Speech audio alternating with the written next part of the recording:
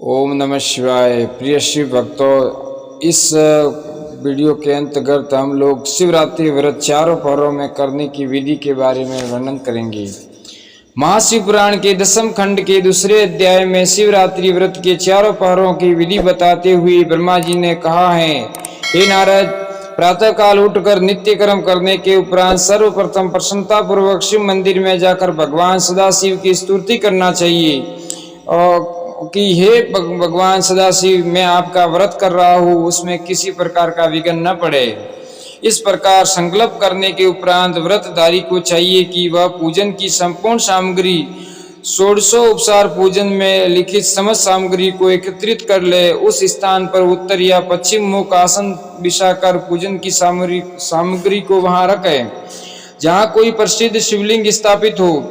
इसके उपरांत 16 उपचार, 10 उपचार या पंचोपचार पूजन करे।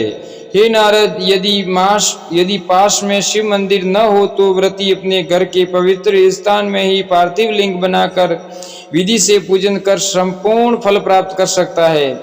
इसके बाद व्रतधारी को उचित है कि वह सामर्थ्यानुसार श्रेष्ठ वस्त्र को पहनकर आसन पर बैठे और शिवरात्रि के महात्म्य को या तो स्वयं पढ़े, सुने अथवा किसी अन्य के द्वारा श्रवण करे। कथा करने वाले की अनेक प्रकार की सेवा करना आवश्यक है। शिव जी को श्रेष्ठ वस्तुओं का भोग लगाने के उपरांत चारों पहरों में संकल्प करके शिवलिंग का पूजन करना श्रेष्ठ कहा गया है। शिवरात्रि को रात भर जागरण करके शिवरात्रि को रात भर जागरण करके बड़ा उत्सव मनाना चाहिए। प्रातः काल होने पर पुनः स्नान करके शिव जी का पूजन करना श्रेष्ठ कहा गया है। प्रातः काल स्तुति करने के उपरांत व्रतधारी को भगवान सदाशिव के प्रति यह विनय करनी चाहिए कि हे प्रभु, मैंने श्रद्धा पूर्वक आपके व्रत में अपना मन लगाया है, अस्तु आप मुझे अपना सेवक जानकर प्रसन्न हो तथा मेरी संपूर्ण मनोरथों को पूर्ण करे। इतना कहकर शिव जी के ऊपर पुष्पांजलि छोड़नी चाहिए। इस प्रकार व्रत की क्रियाएं समाप्त हो जाने के पश्चात प्रसन्नता पूर्वक ब्राह्मणों को दान देना चाहिए तथा अपनी शक्ति के अनुसार शिव भक्तों, ब्राह्मणों तथा यतियों को श्रेष्ठ भोजन दान आदि द्वारा प्रसन्न करना चाहिए। हे नारद, अब मैं चारों पहरों में पूजन की विधि का विस्तार पूर्वक वर्णन करता हूँ। संध्या के समय सर्वप्रथम संध्या आदि संपूर्ण नित्य कर्मों से निश्चिंत होकर पहले पहर में इस प्रकार पूजन करें।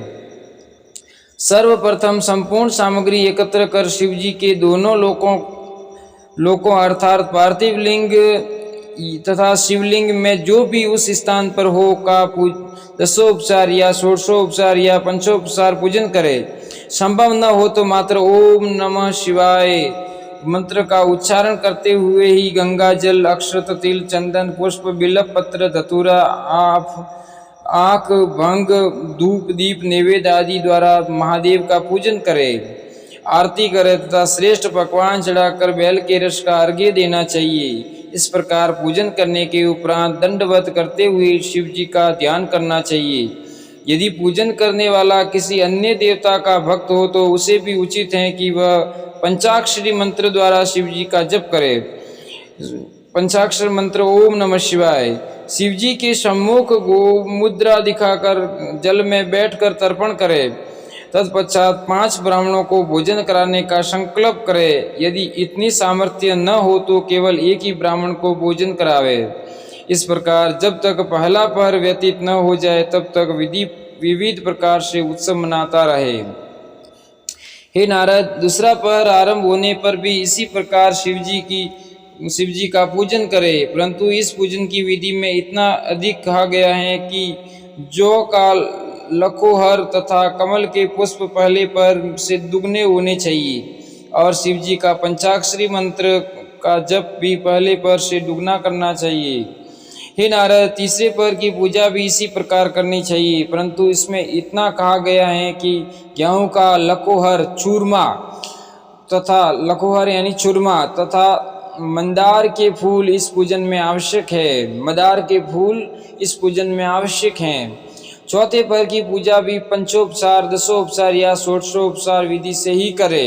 इस प्रकार इस पहर में मिठाइयाँ, उड़द से बना मिष्ठान, मूंग या काकू का चूरमा तथा अनेक प्रकार के फलों के रस से भगवान शिव को अर्घ्य प्रदान कराना चाहिए। हे नारद, चारों पहरों की पूजा में शिव जी के ऊपर असंख्य बिल्व पत्रों का चढ़ाना शुभ कहा गया है। ओम नमः शिवाय। क्योंकि बिल्व पत्र शिव जी को अत्यंत प्रिय हैं, बहुत से मनुष्यों को एकत्रित ओम नमः शिवाय। बहुत से मनुष्यों को एकत्रित कर चारों पहर नृत्य, गायन आदि का उत्सव करना चाहिए। इस प्रकार रात्रि भर जागरण करते हुए शिव जी का ध्यान करना सर्वोपरि कहा गया है।